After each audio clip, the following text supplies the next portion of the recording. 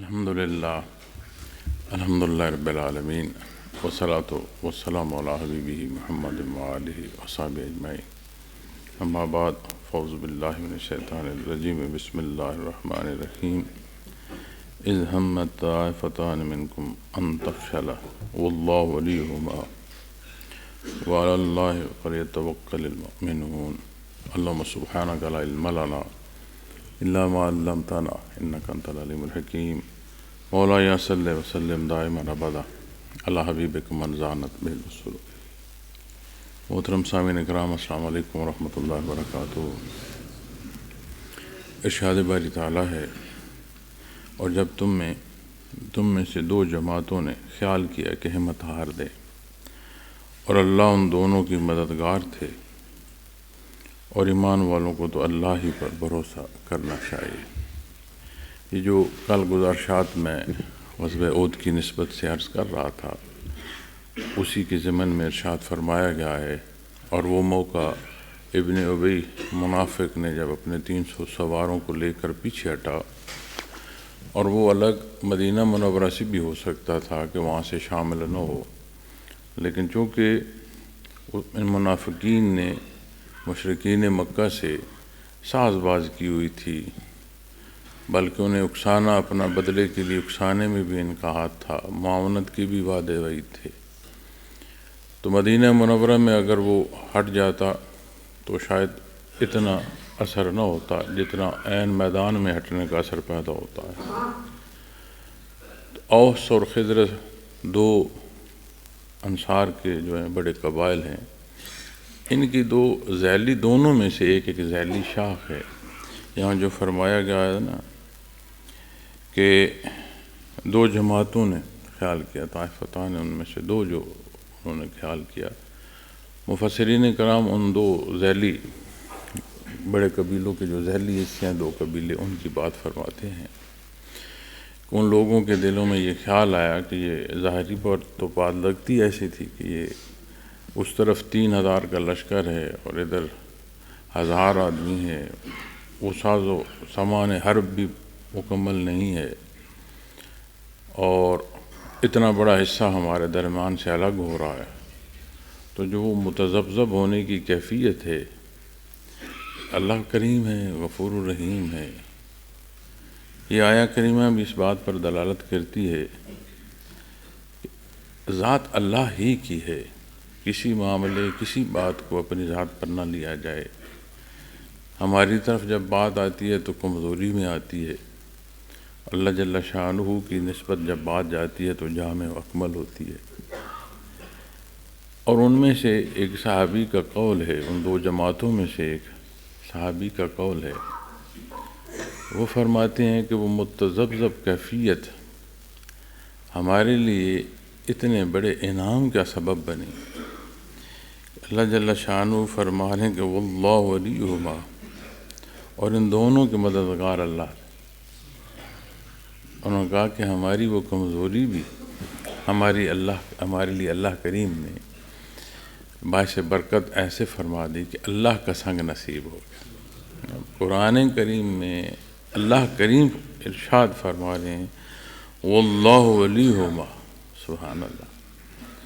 اب اگر عمل کی نسبت دیکھیں تو عمل کی نسبت جو ہے اس میں کمزوری آ رہی ہے، مخلوق کی نسبت آ گئی۔ اب جو عطا ہو رہا ہے اس عطا کی نسبت دیکھیں تو بات مالک کی طرف چلی گئی۔ اللہ کریم نے ان کا ایمان لانا اور جو معاونت ہے نبی کریم صلی اللہ علیہ وسلم کو، وہ خالص تھی۔ اسے اللہ نے اتنا پسند فرمایا کہ جہاں شیطان نے کوشش کی کہ ڈگمگا دیا جائے، وہاں اللہ کریم نے استقامت عطا فرمائی۔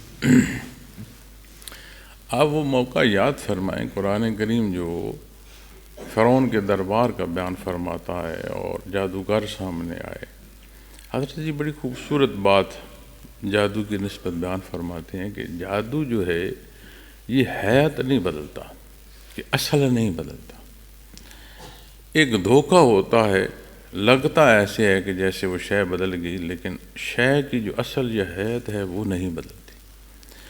اور موسیٰ علیہ السلام نے جب عصا پھینکا تو اسے دیکھنے والوں کے لیے تو اژدہا ہونا چاہیے تھا، یا ان کے جادو کا توڑ یہ ہونا چاہیے تھا کہ وہ جو کچھ لکڑ یا رسے تھے بجائے وہ سانپوں کے، اژدہاؤں کے، واپس اپنی اصل صورت میں نظر آنا شروع ہو جاتے۔ آپ علیہ السلام کا عصا پھینکا، وہ ایک طرف سے شروع ہوا، وہ تمام جو کچھ جادو کر رکھا تھا نکل گیا۔ آپ نے ہاتھ مبارک میں پکڑا، واپس وہی لاٹھی کی لاٹھی رہ گئی۔ وہ جو کچھ ان کا جادو تھا، جادو سمیت اصل بھی جاتا رہا۔ اب وہ ان کا شعبہ ہے، جادوگری تھی، شے کی حیت نہیں بدلتی، اور اس کا تو وجود جاتا رہا، بجائے اس کے کہ واپس اصل صورت لوگوں کو دکھائی دیتی۔ کیونکہ قرآن بھی بیان فرماتا ہے نا، لوگوں کی آنکھوں کو دھوکہ دیا انہوں نے، بہت بڑا جادو کیا، آنکھوں کو دھوکہ دیا، خوف پیدا ہو گیا۔ تو وہ جادوگر تو سمجھ گئے کہ یہ جو عمل ہوا ہے یہ انسانی دسترس میں نہیں ہے، یہ واقعی اللہ کے نبی اور رسول ہیں، تو وہ ایمان لے آئے۔ اب وہاں پر مفسرین کرام جو بات لکھتے ہیں، اور متعدد جگہ پر یہ بات جو ہے تحریر میں ملتی ہے، فرمان میں ملتی ہے، کہ جادو سے پہلے انہوں نے حضرت موسیٰ علیہ السلام سے یہ پوچھا کہ پہلے جادو آپ کریں گے یا پہلے جادو ہم کریں؟ اللہ کے نبی کا احترام، انہیں یہ شرف نصیب ہوا کہ ایمان نصیب ہوا۔ وگرنہ تو جب بات نشانیوں کی آتی ہے تو قرآن کریم میں یہ جو نبی کریم صلی اللہ علیہ وسلم کے مقابل کھڑی مخلوق اور ظلم اور زیادتی کرتی رہی، اور کفر و شرک میں جو لوگ غرق ہیں، ان کے لیے اللہ فرماتا ہے اگر انہیں ساری نشانیاں بھی نظر آ جائیں، یہ مردوں سے بھی کلام کرنا شروع کر دیں، یہ ساریاں نشانیاں دیکھنے کے باوجود ایمان نہیں لائیں، قیامت کے دن جو اللہ سے واپسی کی فرصت مانگ رہے ہوں گے، ان کی نسبت قرآن بیان فرماتا ہے کہ یہ پھر ویسے ہی کریں گے۔ اگر انہیں فرصت دے بھی جائے تو یہ پھر ویسے ہی عمل کریں گے، یعنی ظلم اور زیادتی کریں گے۔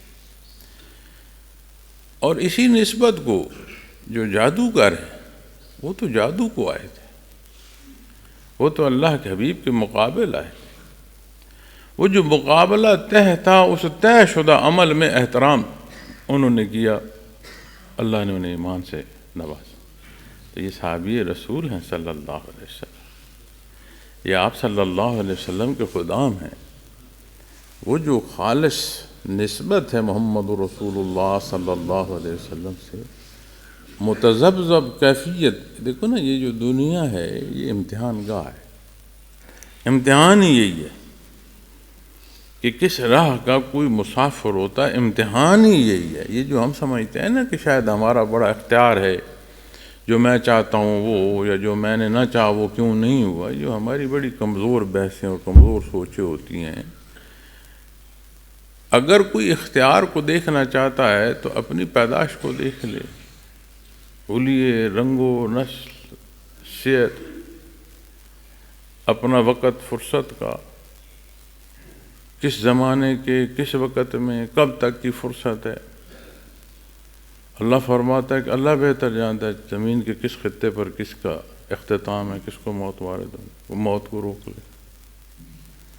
اختیار ہی یہی ہے کہ اللہ نے حق اور باطل دونوں راستے بیان فرما دیے ہیں، اور کلی اسباب ہر پہلو سے، رہنمائی کی نسبت دیکھیں تو بھی، اور استطاعت ذاتی اس نسبت بھی دیکھیں۔ وگرنہ تو ہوتا یہ ہے نا کہ ایک بندہ دوڑ نہیں سکتا، معذور ہے، اور اس کا مقابلہ دوڑ میں رکھ دیا جائے تو اس کا مقابلہ تو بنتا نہیں۔ تو جو استطاعت ہے اس کی نسبت دیکھیں، اور جو اسباب ہیں ان کی نسبت دیکھیں۔ ہر شے کلی طور پر موجود ہے، اب اس نے فیصلہ کرنا ہے کہ کس راہ کا انتخاب کرنا ہے۔ پھر جب وہ انتخاب کرتا ہے تو پھر اس طرح کے اسے معاملے پیش آتے ہیں، پھر اس طرح کے نتائج مرتب ہونا شروع ہوتے ہیں، پھر اسی طرح کی اپنی منزل کو پاتا ہے۔ تو اللہ ہمیشہ حق پر چلنے کی توفیق عطا فرمائے۔ تو یہ اللہ کا احسان ہے ان ہستیوں پر۔ اور دیکھیں، میں روایت میں دیکھ رہا تھا، صحابی رسول صلی اللہ علیہ وسلم فرماتے ہیں کہ وہ جو کیفیت تھی ہمارے لیے، تو اللہ نے اس کیفیت میں انعام عطا فرما دی، ہماری خوشبختی بن گئی کہ اللہ کا سنگ ہمیں نصیب ہے۔ واللہ ولیہما، سبحان اللہ۔ تو یہ وہ دو جماعتوں کا ذکر فرمایا گیا، اور اس میں جو انسانی مزاج یا انسانی کیفیت ہے، یہ اس پر یہ جو کیفیت کا زیر و بم رہتا ہے، یہ بھی بڑا واضح جو ہے وہ ارشاد فرمایا جا رہا ہے۔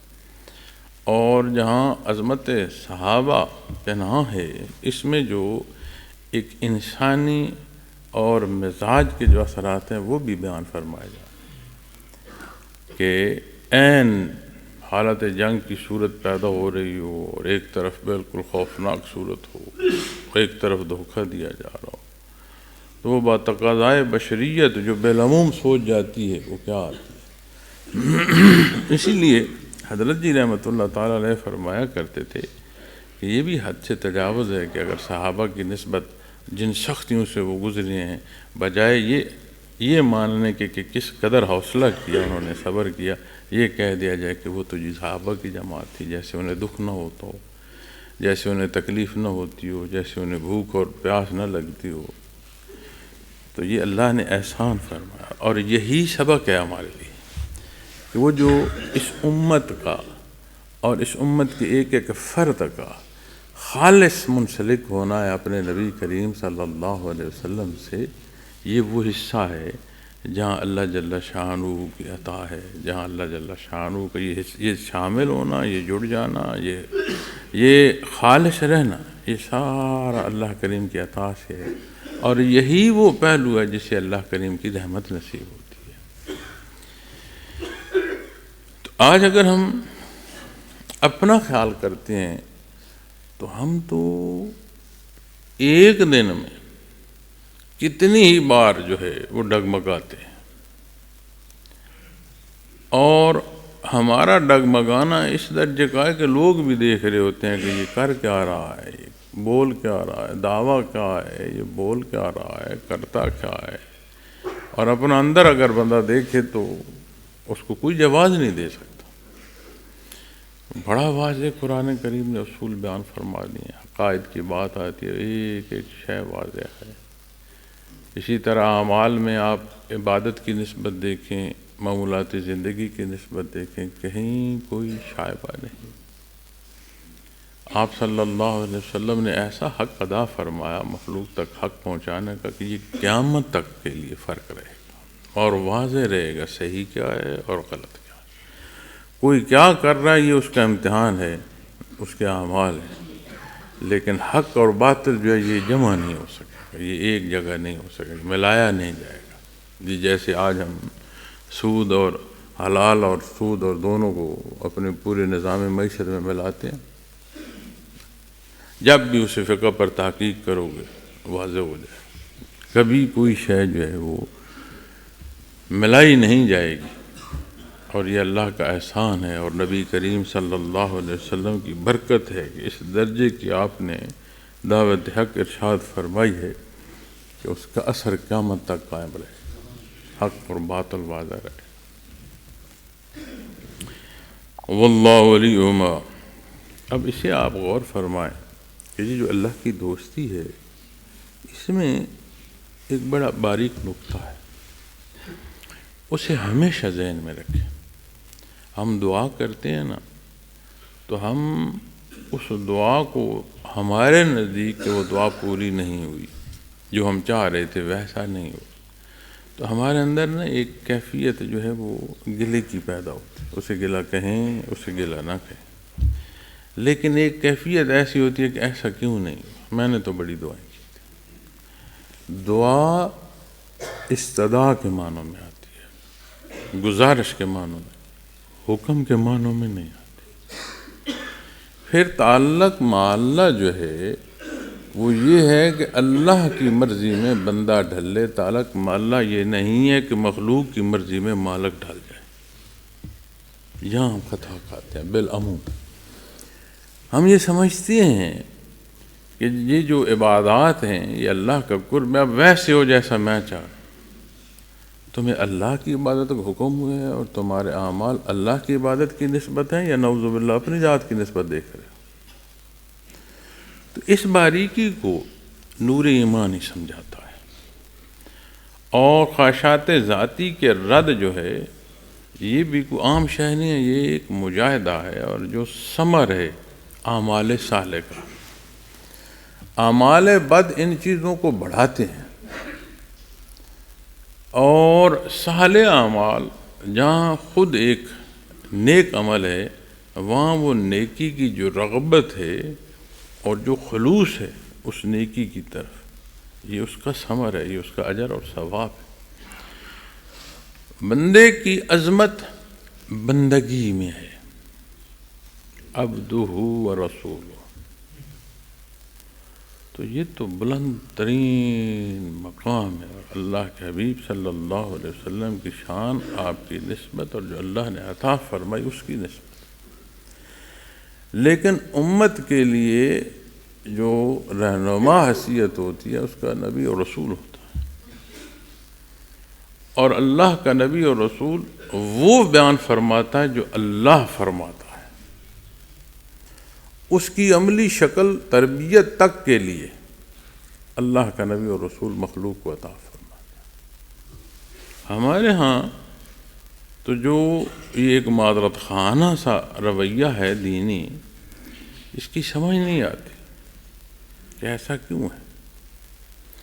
جن طبقوں کو یا جن قوموں کو ہم دنیا میں اپنے لیے رہنما سمجھتے ہیں ان کے عقائد بھی ہیں اور باطلہ ہیں۔ جہاں اہل کتاب کی نسبت بات آتی ہے وہاں شرک ہے، اور وہ اس شرک پر ڈٹے ہوئے ہیں، اور جو حق پر ہیں وہ معذرت خانہ سا ہوں، کچھ سمجھ نہیں آتی۔ پھر جب اسے دیکھا جائے تو سمجھ آتا ہے کہ یہ جو ہماری کشتی ایمان کی ڈولتی ہے، ہم نے اس میں غلطیوں، کوتاہیوں اور گناہوں کے اتنے کنکر بھر دیے ہیں کہ وہ ایک چٹان کی سی صورت بن رہے ہیں، اس لیے یہ کشتی ڈول رہی ہے۔ جب حلال خیال نہ کیا جائے، طیب خیال نہ کیا جائے، حیا اور بے حیائی کی حدودوں کا لحاظ نہ رکھا جائے، جب یہ جو اصول اور ضابطے دین مقرر فرماتا ہے ان کا خیال نہ رکھا جائے تو یہ اس کا نتیجہ ہوتا ہے۔ اور اللہ کا احسان کہ جنہیں یہ نصیب ہوا اللہ کے حبیب کی خدمت میں حاضر ہوں، پوری کوشش شیطنت نے کی، ظاہری اور باطنی پہلو، واللہ ولیہما، نتیجہ تو اس کی قدرت میں، ہر شے تو اس کی قدرت میں، اس نے اپنا سنگ عطا فرما دیا۔ تو جب ہم یہ سارے خیال رکھیں، اور کس لیے رکھیں، وَعَلَى اللَّهِ فَلْيَتَوَكَّلِ الْمُؤْمِنُونَ، اور ایمان والوں کو تو اللہ ہی پر بھروسہ کرنا چاہیے۔ توکل کیا ہے؟ توکل یہ ہے کہ موجود وسائل، اسباب ہر طرح سے وہ پورے کیے جائیں، پھر معاملہ اللہ کے سپرد۔ حضرت جی رحمۃ اللہ تعالیٰ علیہ فرماتے ہیں کہ ہمارے ہاں جو توکل ہے وہ یہ سمجھا جاتا ہے کہ بیٹھ جاؤ، دعائیں مانگو، اللہ پوری کر دے۔ اور جو ہمیں دین سبق دے رہا وہ یہ دے رہا ہے کہ اللہ کا نبی اور رسول امام الانبیاء حضرت محمد رسول اللہ صلی اللہ علیہ وسلم مدینہ منورہ میں دعا نہیں مانگ رہے، دعا مانگی آپ صلی اللہ علیہ وسلم، مانگی گئی اللہ رب العالمین سے۔ یہی معاملہ تو مدینہ منورہ میں ہو سکتا تھا نا، لیکن جو میسر تھا 313، اس میں بوڑھے، اس میں بچے بھی شامل، کل 2 گھوڑے 70 اونٹ، خوراک پوری نہیں، منہ روزہ، 17 رمضان 2 ہجری میں جب بدر میں آپ تشریف لائے، جو میسر تھا اسے میدان کارزار میں لا کر حاضر کیا۔ پھر عریش بدر میں دعا فرمائی اور اتنی دعا کی کہ حضرت ابوبکر صدیق رضی اللہ تعالیٰ عنہ نے عرض کی کہ یا رسول اللہ صلی اللہ علیہ وسلم بس فرمائے، اللہ قبول فرمائے۔ وما ارسلناک الا رحمۃ للعالمین۔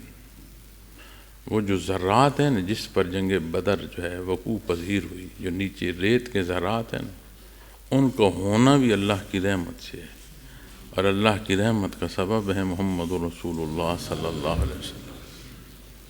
وہاں عریش بدر میں پھر اتنی دعا۔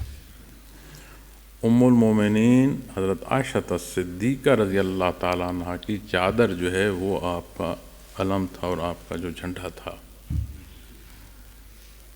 اس نسبت تک اپنی وہ جو عزت ہے اس تک کا پرچم رکھ کے کہ جو ہے، جو موجود میسر جو کچھ ہے اسے سارا لا میدان میں کھڑا کیا۔ اور پھر وہ جنہیں یہ حاضری نصیب ہوئی، یہ نہیں فرمایا کہ بار لا یہ مسلمان لائیں، یہ امتی لائیں، فرمایا بار لا سارے کا سارا اسلام لے آیا۔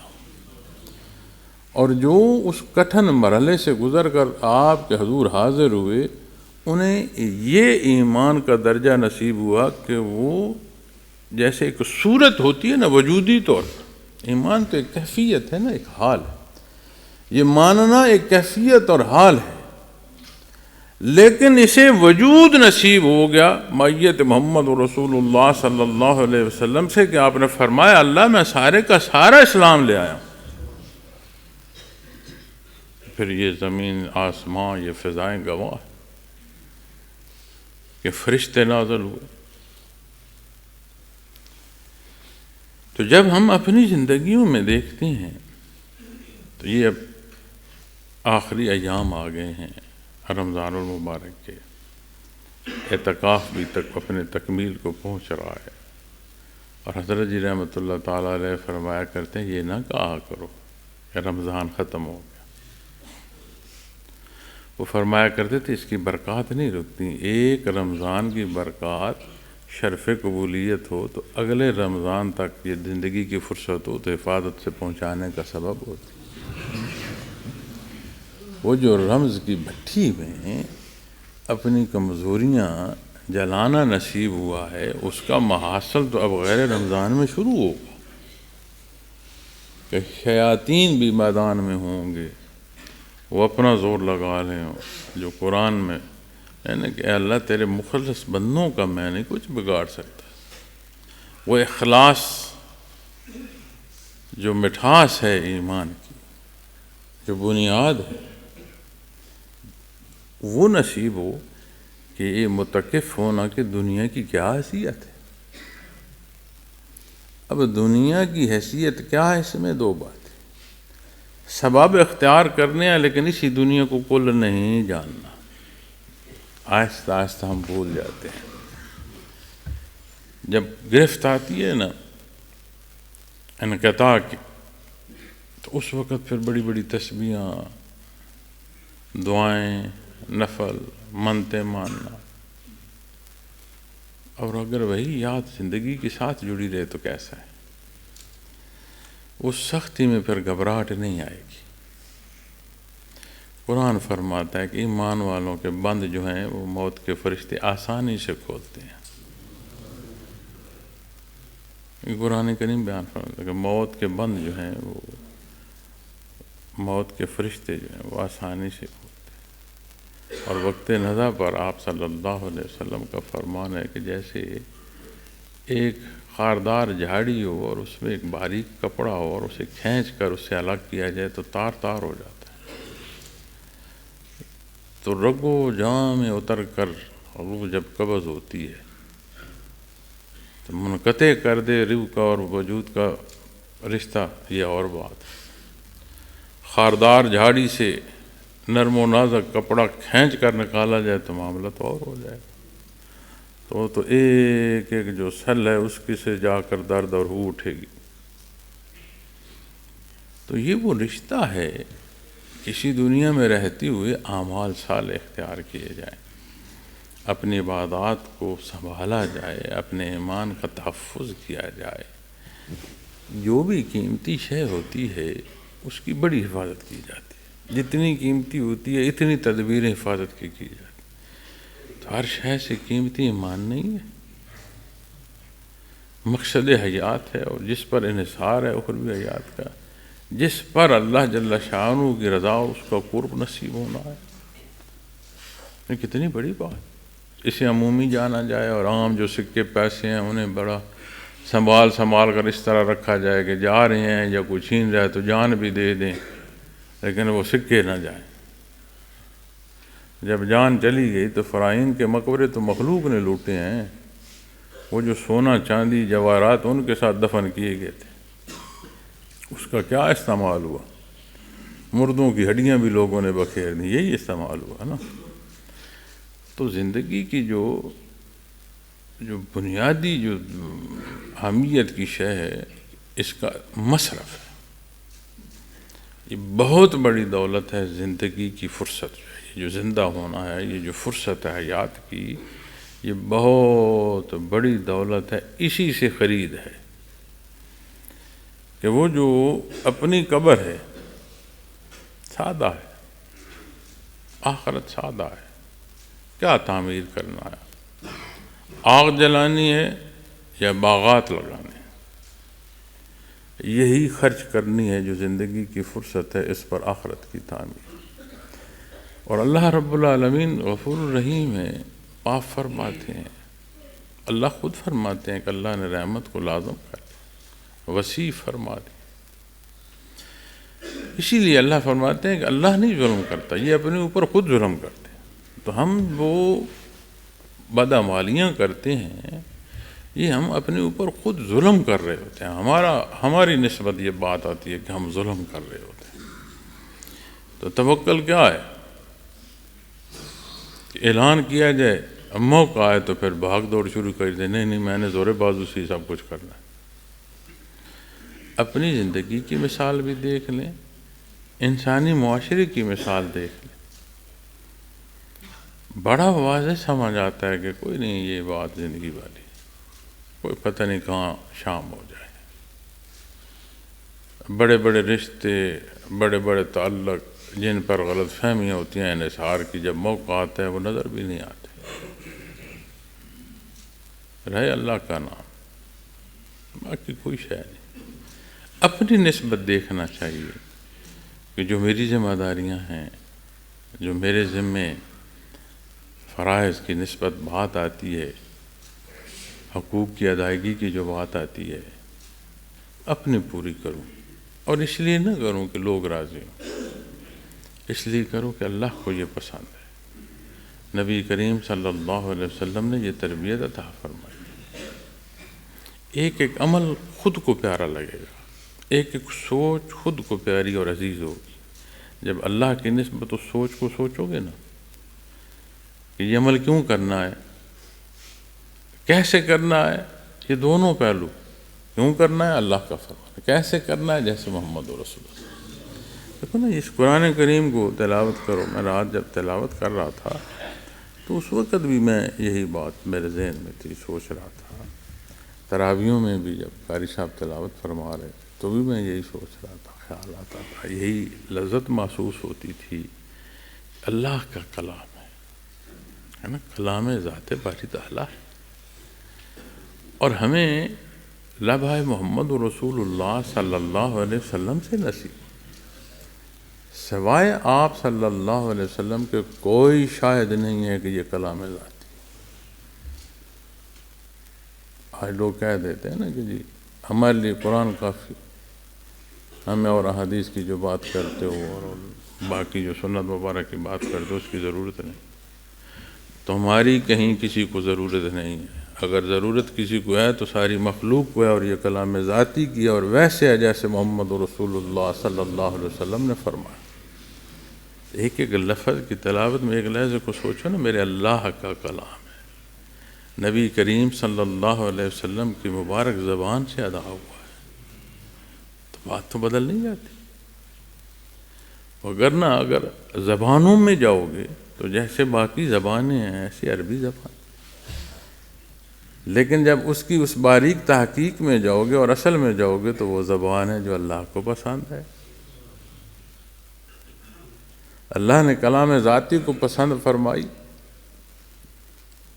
یہیں سے جب قدم بدلتا ہے نا زندگی کا، آیات یہ جو ظاہری ہے، عالم جو یہ جو عالم فانی ہے ظاہری ہے، اس سے ہی جو برزخ منتقل ہوتے ہو تو زبان ایک ہی ہو جاتی ہے۔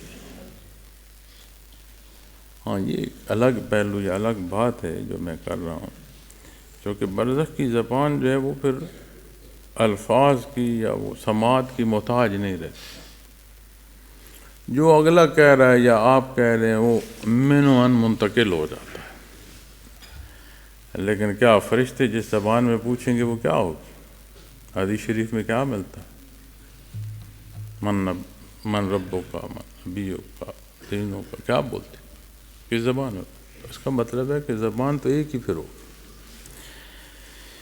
تو اللہ نے اسے پسند فرمایا، لیکن ہمیں بات زبان کی، زبانوں میں زبان کی نہیں آتی۔ بات ہمیں یہ ہے کہ یہ اللہ رب العالمین کے مبارک الفاظ، اس زبان کو وہ کیا بلندیاں دے گئے۔ پھر قرآن کریم کی وہ عظمت جو کلام ذاتی کی نسبت ہے، یہ محتاج نہیں ہے آباتا کی۔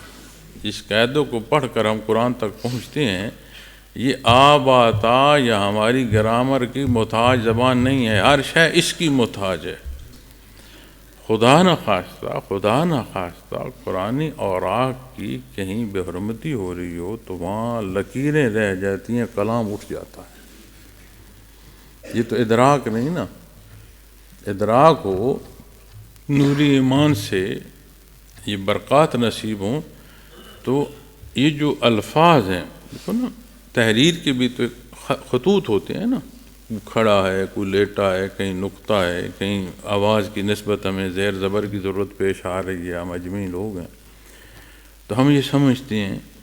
تو کلام ذاتی ان تحریروں کا محتاج نہیں ہے، ہر شے اس کی محتاج ہے، اور کہیں کوئی تجاوز ہو رہا ہو تو وہاں وہ کلام اس کلام ذاتی جو ہے وہ اٹھ جاتا ہے، کوئی اس سے تجاوز نہیں کر سکتا۔ ہمارے نسبت جو احترام ہے کہ ہمارے لیے یہ تحریر بھی جان سے قیمتی، یہ زیر زبر بھی قیمتی، کہ یہ وہ آواز اور وہ انداز ہے جو اللہ نے پسند فرمایا۔ احترام اس کی نسبت، اس حکم کی نسبت، قرآن کی نسبت جو تحریر کو ہے اس سے رہتا ہے۔ اصل جو کلام ہے اس کی کیفیت اٹھا لی جاتی۔ مخلوق کی کیا جرت اللہ کے کلام کو وہ اس پر کوئی زیادتی کر یا تجاوز کر سکے۔ تو مقصد یہ ہے کہ یہ کتنی پیاری اور خوبصورت نسبتیں ہیں، ان نسبتوں کا لحاظ رکھیں۔ اللہ پاک یہ آپ کا اعتکاف میں بیٹھنا، یہ بات آپ قبول فرمائے، جاگنا قبول فرمائے، ایک ایک سجدہ، ایک ایک تسبیح قبول فرمائے، اور اس کا جو اجر اور ثواب موقع کا ہے، یہاں سے اٹھو گے تو وہ موقع کا اجر اور ثواب سامنے آ جائے کہ وہ جو عملی زندگی اس میں ہم کہاں کھڑے ہیں۔ تو یہ موقع کا اجر اور ثواب ہوتا ہے۔ بندے کو طرز حیات وہ پسند آنا شروع ہوتی ہے جو اللہ کو پسند ہے۔ اور یہ جو وقت ہے نا جی، یہ بڑا قیمتی ہے، اور وقت کی نسبت دیکھو گے تو طے ہے۔ یہی اوقات جن میں ہم بھاگ کر دنیا پوری کر رہے ہوتے ہیں، اللہ کی نسبت مقدم ہو تو اسی وقت میں برکت ہوتی ہے، وہی کام اسی وقت میں آسان طریقے سے ادا ہو جاتے ہیں۔ اب مرضی ہے کدھر جانا ہے، کیا کرنا۔